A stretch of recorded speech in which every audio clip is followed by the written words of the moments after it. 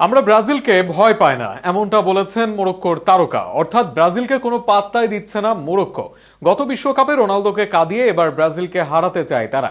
বিশ্বকাপে নিজেদের প্রথম ম্যাচে ব্রাজিল মোরক্কো খেলা হবে, আর সেখানে ব্রাজিলের দল নিয়ে কোনো চাপই নিচ্ছে না আফ্রিকান দেশটি। আরও থাকছে প্রতিবেদনে। কাতার বিশ্বকাপে ইতিহাস গড়ে সেমিফাইনালে উঠেছিল মোরক্কো।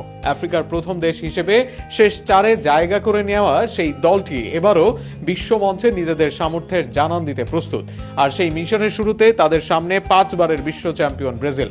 রোববার বিশ্বকাপে নিজেদের প্রথম ম্যাচেই সেলেসাওদের বিপক্ষে মাঠে নামবে আশরাফ হাকিমির দল।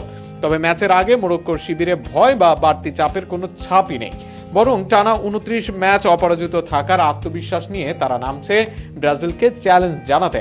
বিশ্বকাপের মঞ্চে ব্রাজিল ফেভারিট হলেও মোরক্কোর ফুটবলাররা স্পষ্ট করে দিয়েছেন শুধুমাত্র নামের জোরে কাউকে এগিয়ে রাখতে রাজি নন তারা। দলের অভিজ্ঞ মিডফিল্ডার সোফিয়ান আমরাবাত ব্রাজিলের শক্তি স্বীকার করলেও নিজেদের সম্ভাবনা নিয়ে যথেষ্ট আশাবাদী। তার ভাষায়, ছোটবেলা থেকেই তিনি ব্রাজিলকে অসাধারণ সব তারকা ও প্রতিভাবান ফুটবলারের দেশ হিসেবে দেখে আসছেন। তবে প্রতিপক্ষকে সম্মান করলেও মোরক্কো মাঠে জয়ের লক্ষ্য নিয়েই মাঠে নামবে।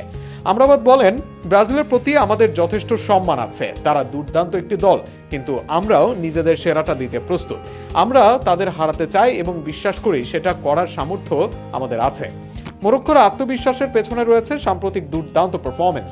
গত বছরের অগাস্ট থেকে এখনো পর্যন্ত কোনো ম্যাচে হারেনি তারা।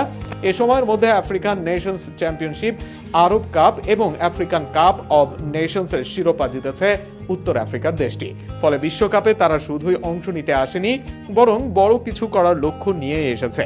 আমরাবাদ আরও বলেন, আমরা কাউকে ভয় পাই না। ব্রাজিল অবশ্যই বিশ্বকাপের অন্যতম ফেভারিট, কিন্তু আমরা জানি আমাদেরও যথেষ্ট গুণমান রয়েছে। আমরা আত্মবিশ্বাসী, তবে অহংকারী নই।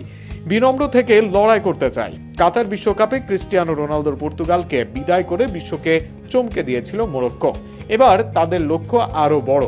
ব্রাজিলকে হারিয়ে বিশ্বকাপ অভিযান শুরু করতে পারলে নেইমারদের চোখেও হতাশার অশ্রু ঝরাতে পারে হাকিমিরা।